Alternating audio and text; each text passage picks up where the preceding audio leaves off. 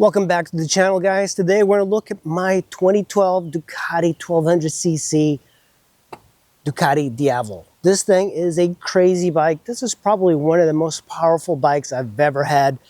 More powerful, crazier than the VMAX, if you can believe it. It's not perfect. It's been stored outside. It's been ridden. It's got 34,000 miles now. And when I first got this, I bought it from Francesca. She commuted it all the way from Frederick to DC on a Ducati Diavel, but surprisingly enough, Ducati Diavels are good bikes for everyday riding, even though they have 162 horsepower. And it feels like 162 horsepower.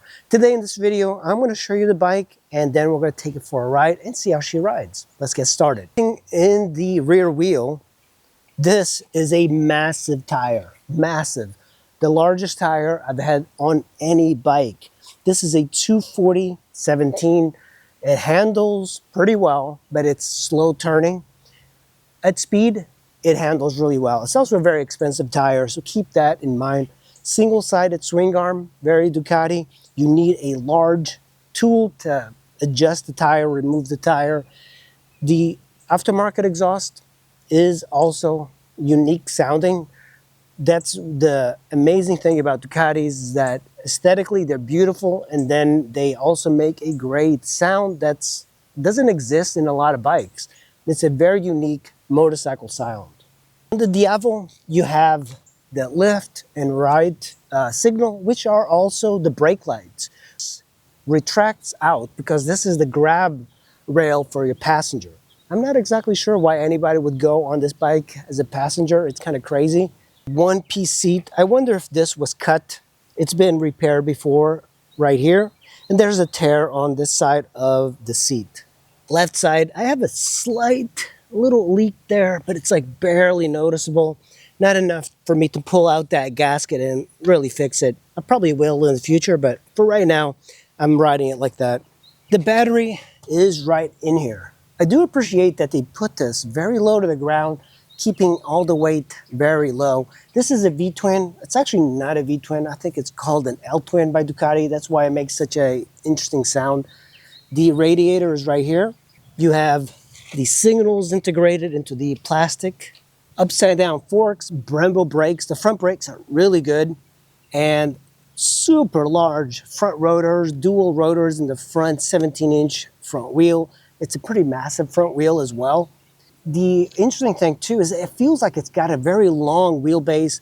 The rake of the fork comes out quite a bit. That's why it's so hard to steer in slow speeds. You have quite a bit that you're working with. A Ducati is a work of art.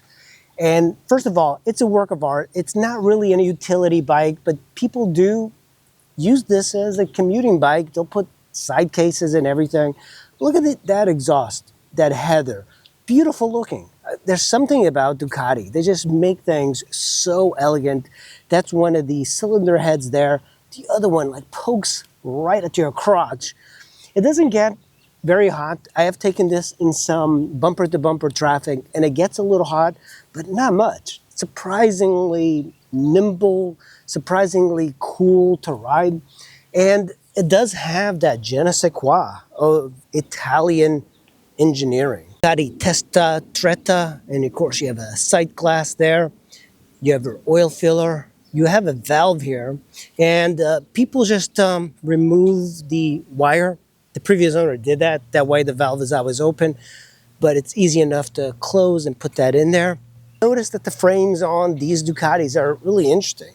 The frame holds the engine up. There's no frame at the bottom like many motorcycles, many Japanese bikes.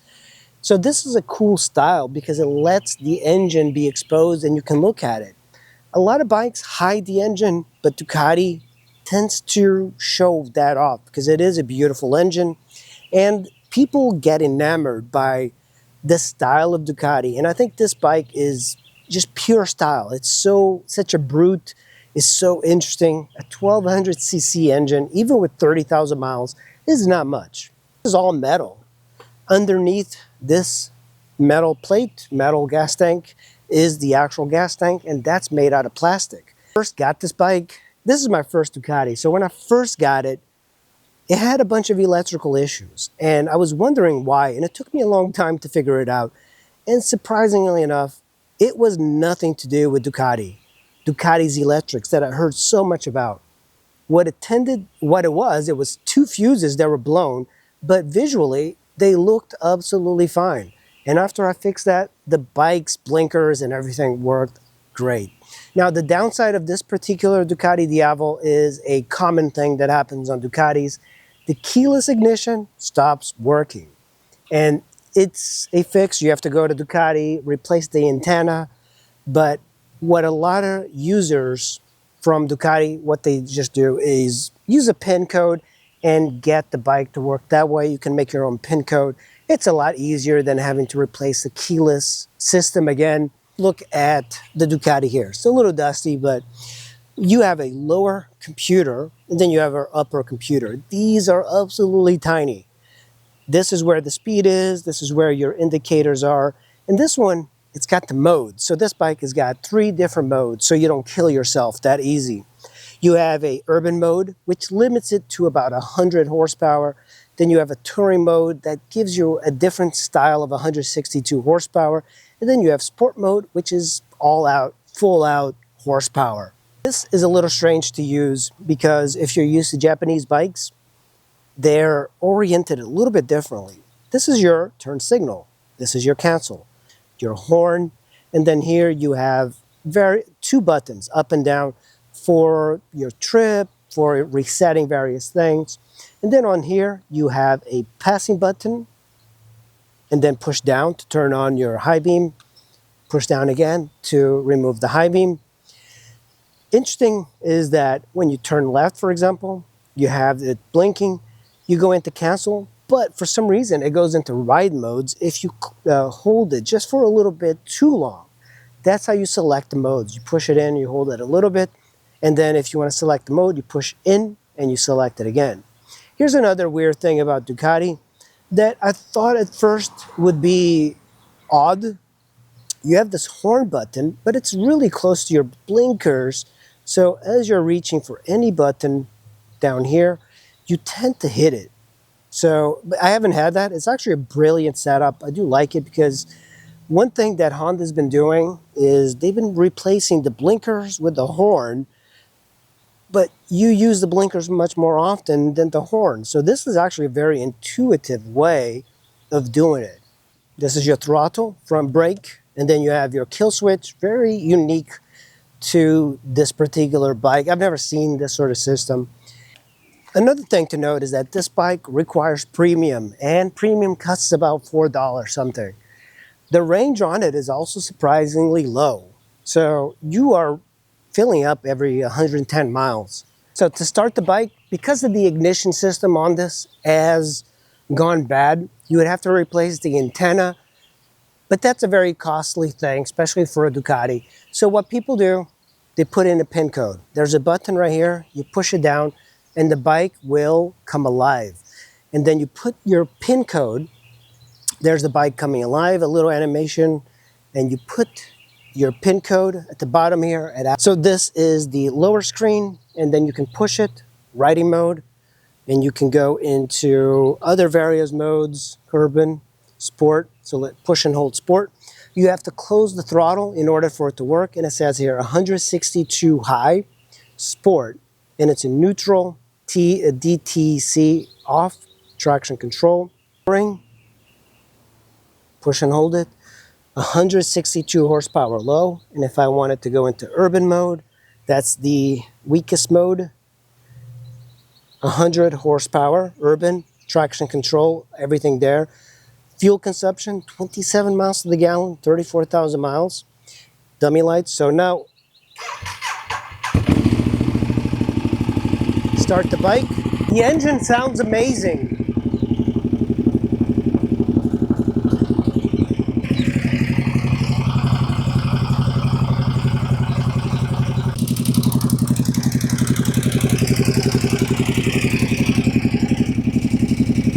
This is what a Ducati Diavel sounds like.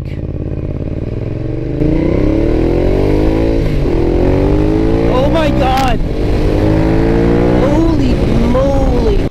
Alright guys, it is time to take out the Diavel out for a spin and see how she rides. Sitting position is kind of strange on it, but you kind of get used to it. So this one, you have a button here, you push it, and then you push your pin code because the keyless ignition system does not work. You still need a key to access the gas cap and the rear seat. So if you ever want to fill it up, you're going to need it. Alright, and now to start it. Really amazing. Now I have to fix this. It moves around a little. Put the kickstand. This one is on urban mode. We'll try out urban mode for a little bit and then we'll get going with a little bit more speed.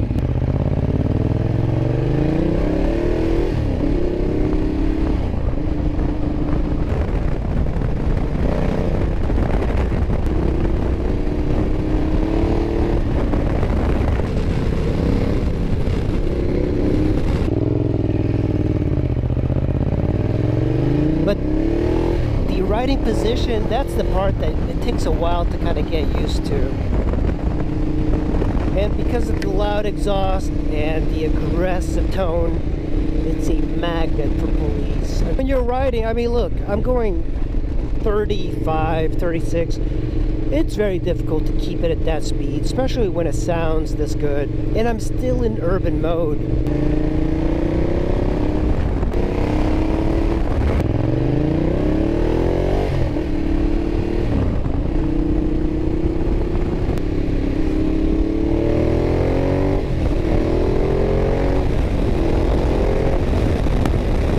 You know, this bike could be ridden slow and it still feels fun. But I mean, this is really what it's meant to. It's crazy. And like you can fly off of these little hills. You know, I have a hard time understanding the need for 160 horsepower. It's crazy. It's like a shotgun. You know, for something so big, it handles well. You know, it's kind of like the Honda ST1300. You think, oh yeah, it's super fast, smooth, weighs 700 pounds, and you think that it doesn't go around corners well, and then you go around corners fine. Yeah, this thing is just so tractable. This is the reason people love the V-twins, even though this is like an L-twin, 90-degree V-twin, whatever. It's the way it makes torque that makes it so nice to ride on the street. And a 1200cc is effortless. I mean, I'm riding in 5th gear. It feels like it's an automatic.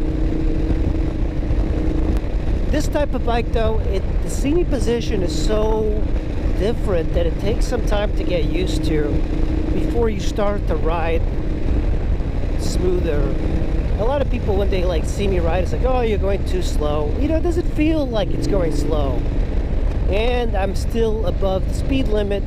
You know, that's the reason like small bikes are so good. You can go fast on them and you're still going slow.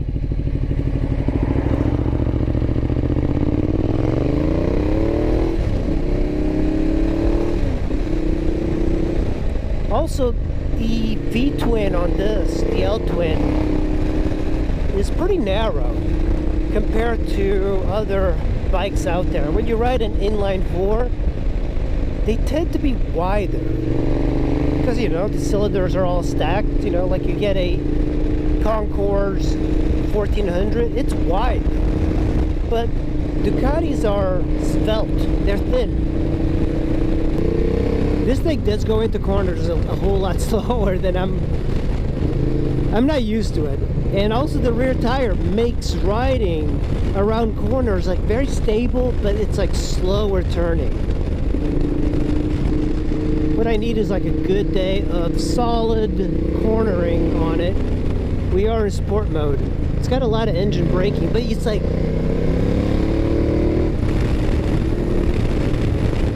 you really have to be careful. Just the amount of power. Hey, get in your lane there, Tesla. Jeez. It's like a shotgun.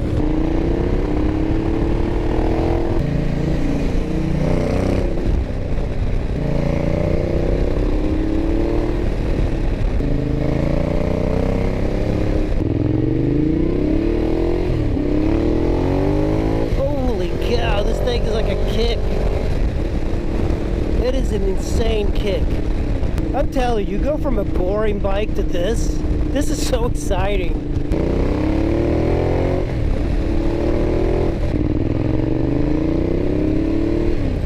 This particular road is bumpy, so I usually go through here when I want to test bikes to see how they do when they are,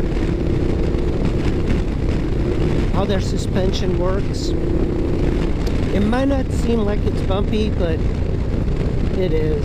It's also popular for cyclists, so you have to be careful. But when I rode this bike on the Beltway, the suspension is so hard on it. But the great thing about Ducatis is you're paying for the Ducati name, and it usually comes with very good suspension. The front and rear are absolutely adjustable. This is what a Ducati Diavel sounds like.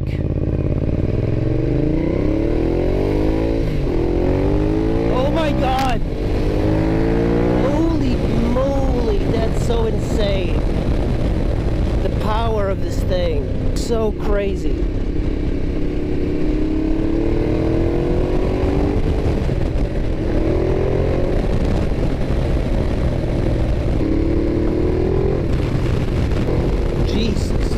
It's got such a kick.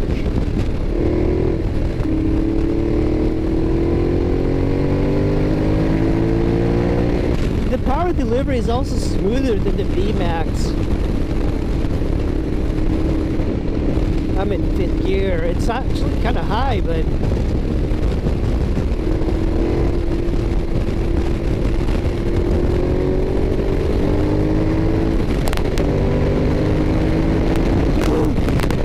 oh wow, this thing is so crazy. Look, you just twist the throttle a bit. Pretty stable.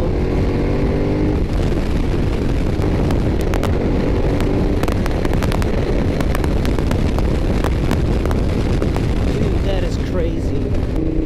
Even riding slow, this thing is fun.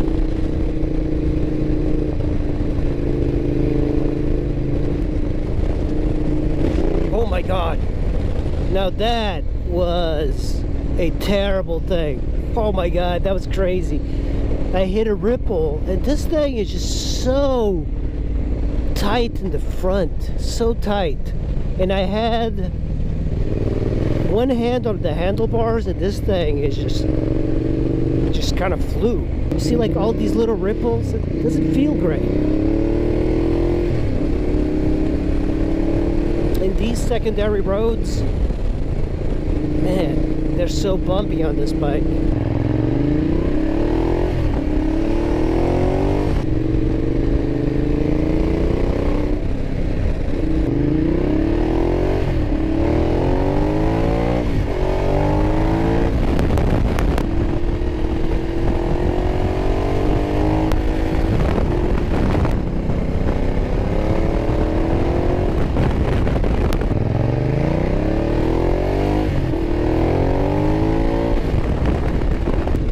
You know, another thing about this bike is that it's a very inefficient bike when it comes to gas. I know that you shouldn't get this for the gas mileage, but it's ridiculous. Look at that, it's already...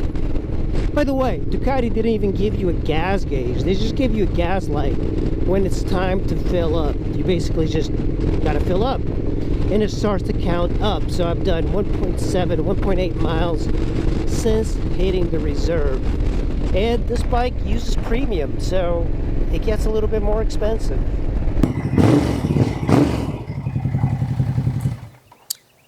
And that's the Ducati Diavel, a very unique bike for people who are more into the style of bikes than anything else. This is not a utility-driven bike. This is not a bike that you ride if you're saving money on gas, but it is a unique bike, very interesting.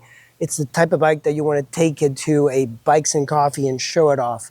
Thanks for watching, guys. Make sure you hit like and subscribe, and I'll see you in the next video.